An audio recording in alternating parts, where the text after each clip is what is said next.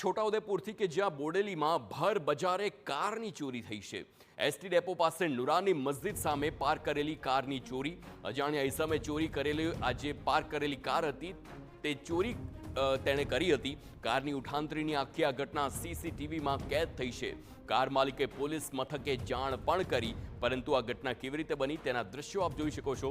આ સીસીટીવીમાં સ્પષ્ટ દેખાય છે ઇકો કાર છે અને ત્યારબાદ તેને ચોરી કરવામાં આવે છે। ચોરી કેવી રીતે થાય છે તે પણ જોઈ શકાય છે। શખ્સ આવે છે અને ત્યારબાદ તે ગાડી એવી રીતે ઉઠાવીને લઈ જાય છે જાણે પોતાની જ ગાડી હોય, કોઈને ડાઉટ પણ ન જાય તેવી રીતે આ ચોરી થઈ। આ જુઓ, આ શખ્સ આવ્યો ત્યારબાદ કેવી રીતે ચોરીને અંજામ આપે છે તે ધીમે ધીમે ગાડીની નજીક ગયો અને ત્યારબાદ તેણે ચેક પણ કર્યું અને ટેકનિક વાપરી ગાડીનું લોક તોડવાનો પણ પ્રયાસ કરવામાં આવ્યો। સાથે તેને એ વાતનો ડર પણ હતો કે આજુબાજુ કોઈ છે કે નહીં, અને તેને ધ્યાનમાં રાખીને જ તે ગાડીની અંદર બેસે છે। ત્યારબાદ તેનું ઇમરજન્સી સાયરન પણ ગાડીનું વાગે છે, પરંતુ ત્યાં સુધીમાં તે ગાડી લઈને ફરાર થઈ જાય છે।